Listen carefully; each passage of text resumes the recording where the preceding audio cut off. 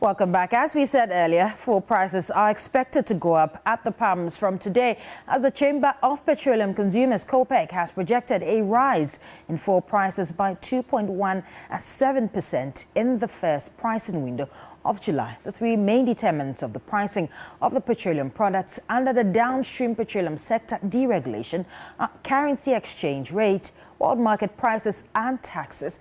And according to COPEC, the continuous depreciation of the cedi against the dollar and the inability of government to reduce taxes is a contributing factor. Motorists are expected to pay more at the pumps for petrol and diesel, which is likely to influence transport prices or fares in the coming days. Dankadamwa is Executive Secretary of the Chamber. International markets have gone up slightly, but then again, the most weightier issue happens to be the forex or the cedi's exchange to the dollar. LPG will most likely be the most hardest hit. You have a situation where LPG, from the numbers we have from the market, is likely to do almost 9% upward. Diesel could do around 6.87% upward, whilst petrol itself is likely to also do some 2.17% upward. International benchmarks have seen, as it is, about $12 per metric ton variance in petrol prices, $50 difference or jump in the price of diesel per metric ton. LPG has done almost $40 per kilogram as it stands. And so if you put these together for the window coming, which is the 1st of July, starting Monday, you are clearly looking at prices going up from Monday. We'll bring you more news on officials of the International Monetary Fund and officials of the Bank of Ghana are expected to meet the press today following the completion of the second review of Ghana's 36-month extended credit facility arrangement. This allows for the immediate disbursement of about $360 million, which brings Ghana's total disbursement under the agreement to about $1.6 billion. According to the IMF, after the completion of the second review, Ghana's performance under the program has been generally strong. The media briefing today is anticipated to give the general public an update on what next.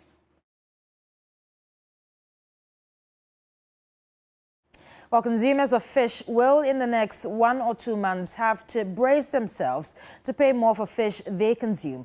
This follows the closure of the sea to all fishing activities for artisanal and industrial trawlers in Ghana's territorial waters. Stanley Nibleo reports. It is that time of the year again when the sea will be closed to all fishing activities by the Ministry of Fisheries and Aquaculture Development. The temporary ban is to allow some key fish species, such as sardinella, mackerel and anchovies, to spawn during the period of the sea closure to replenish themselves, thus sustaining fish stock and supporting long-term fisheries management. The Ministry of Fisheries and Aquaculture Development insists that the closed fishing season is backed by science and data. Artisanal fishermen will observe the ban for a month starting Monday, July 1, 2024, while industrial trawlers will observe the ban for 2 months. Other West African countries bordered by the Gulf of Guinea will also implement the closed fishing season. Some fishermen at Tema in the Greater Accra region have hinted at their readiness to comply with the regulations regarding the sea closure, but they hold the view that the closed fishing season does not significantly improve marine resources. AYI, popularly known as 7-Eleven, rather want regulators of the sector to check the activities of industrial trawlers engaged in petrolling when the fishing season resumes.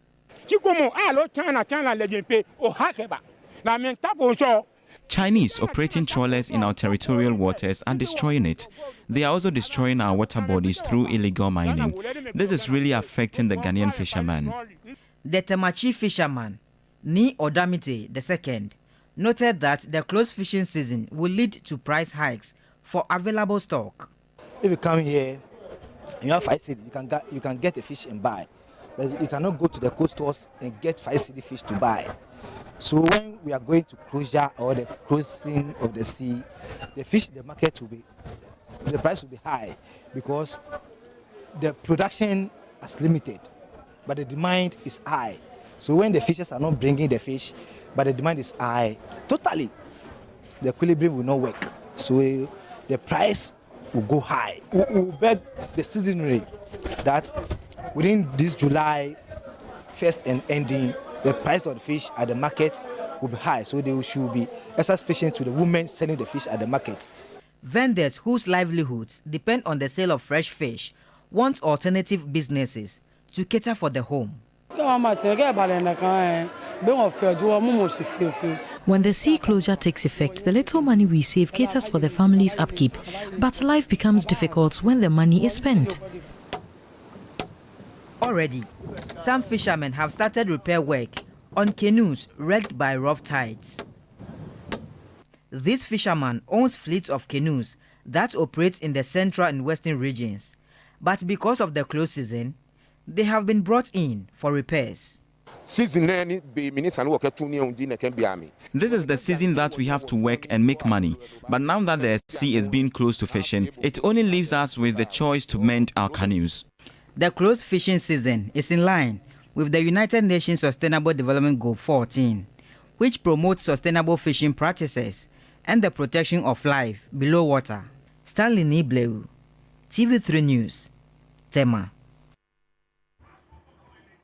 Now, Speaker of Parliament Albon Babing has reiterated his call for an amendment of the 1992 Constitution to ensure chiefs undertake an active party politics. Now, Albon Babing was speaking at a public forum in Techiman in the Borno East region to commemorate the 30th anniversary of the Fourth Republican Parliament. Parliament has over the last few months been touring the country to hold public lectures to mark 30 years of parliamentary democracy under the Fourth Republic. The first Parliament of the Fourth Republic was dominated by members of the National Democratic Congress, NDC, who secured 189 out of the 200 seats in Parliament. Parliament has over the years evolved, and the number of parliamentary seats increased to 230 in January 2005 and further expanded to 275 since January 2013. The Speaker of Parliament, Albon Babing, addressing a forum to celebrate the 30th anniversary of the Fourth Republican Parliament, reiterated his call for an amendment of the 1992 Constitution. The 1992 Constitution has stabilized the democracy in Ghana, but there's a lot for us to do to refine it to better suit our situation. And I want to call on the future governments to take this seriously. We need to amend the 1992 Constitution. I disagree with those who say that our chiefs should not participate in active politics. Politics is about development. The chiefs lead to develop, and you say they should not participate in it. Yet the politicians every day are knocking at their doors. But a local government expert, Dr. Frederick Ijaku Odro, disagrees that chiefs should engage in active politics. I totally disagree with the speaker. The 1992 Constitution took into consideration our past, the historical antecedent to our development, and found that it was necessary to insulate chiefs. You see, there is no binding rule on anybody to accept to become a chief. If you think the rule is, if you want to become partisan, the rule says you can abdicate yours too, and then come and speak on the issues.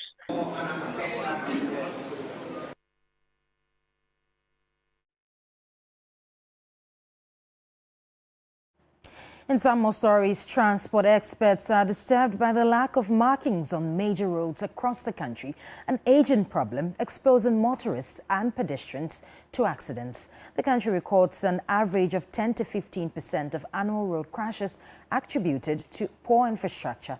The National Road Safety Authority says any delay in addressing faded markings could escalate preventable crashes.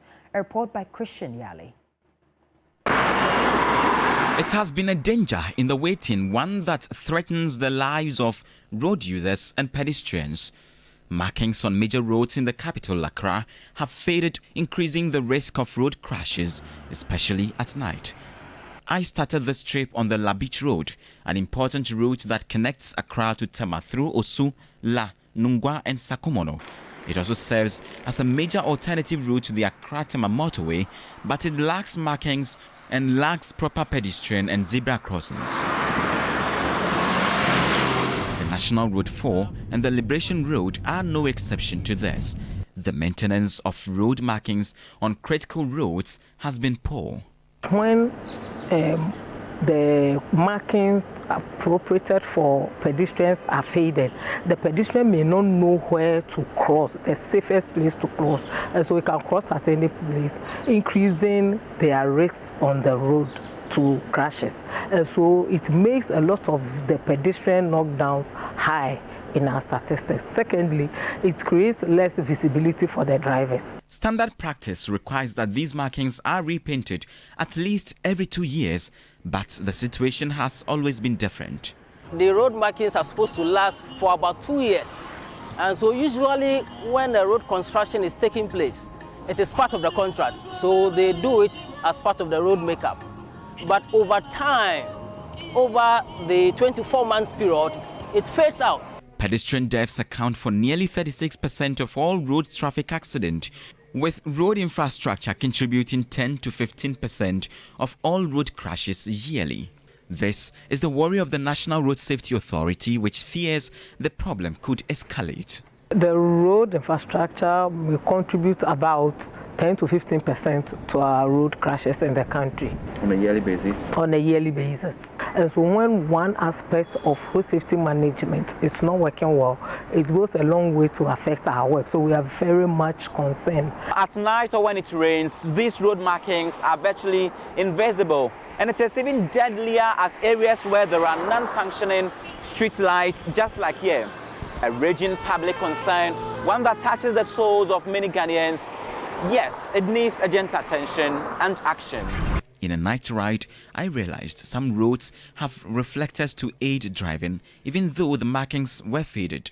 Transport experts and the road safety agree there must be an urgent action. I hope that a little more political will go a long way to making our roads safer, because most of the crashes are preventable, especially the ones that the roads contribute to. The dangers are a lot, and we are all road users. It doesn't matter whether you are driving today, or you are walking, or you are riding. With the markings absent, drivers may miss zebra crossings, switch lanes wrongly, and crash pedestrians. A raging concern for adequate investment towards sustainable road infrastructure across the country. Christian Yali, TV3 News. Well, the National Democratic Congress, NDC, says it is not surprised by President Akufo-Addo's handling of the attempt to sell some Social Security and National Insurance Trust assets to Rock City Hotel. Now, according to the General Secretary of the NDC, Fifi Fiavi-Kwete, the president's failure to order the cancellation of the deal is disappointing, adding that his meeting with organized labor was unnecessary. Here's a report. The Social Security and National Insurance Trust Senate has been under intense pressure since the attempt to sell off its stakes in 4 hotels was exposed. Following a massive protest in Accra to demand a halt to the sale, President Akufo-Addo directed the Senate management meet with organized labor to settle their differences, a move many have described as not biting enough. For the National Democratic Congress, President Akufo-Addo could have ordered that the deal be cancelled. I don't even understand why he has to be meeting workers. Take a bold decision and saying, under my government, that will not happen. Because this is simply wrong. That's what you do. I mean, this is trying to meet organized labor for what? What you are doing is wrong. What you are doing is immoral. What you are doing is unacceptable, it's unethical. Take a decision. You don't need to meet organized labor to have any conversation about this. But I'm not surprised. Surprised at what he terms as unprecedented level of greed, the NDC General Secretary said the president has not shown enough commitment to dealing with corruption under his administration. You have a situation where the president's daughter owns what is a multi-million restaurant not far from the premises of TV3. the same daughter of the president who would not have been able to own anything close to that when they were not in office. What moral authority has that president to be able to even stop any minister from doing the kind of thing that we are saying? With campaign activities taking shape ahead of the December 7 elections, the NDC says it is determined to win more parliamentary seats. Fifi Kwete further noted that the party is coordinating its campaign to avoid unpardonable mistakes. We want to win the presidential and also win majority. As to exactly the number of seats that we win to be able to get a majority, I would just say that we'll keep that close to our chests. But the important thing for us to ensure that John Mahama gets access to a majority in Parliament. He expressed worry over the conduct of the Attorney General in the ongoing ambulance purchase trial, saying that Godfred Dami is only interested in persecuting the minority leader, Dr. Attoforsen. They are not after justice. They are basically just after political persecution of people. We wanted the country to know exactly what Godfred Dami is. We wanted the country to appreciate that he's basically working on behalf of the president and his government. And what he's doing is nothing to do with justice. It's something to do with political persecution.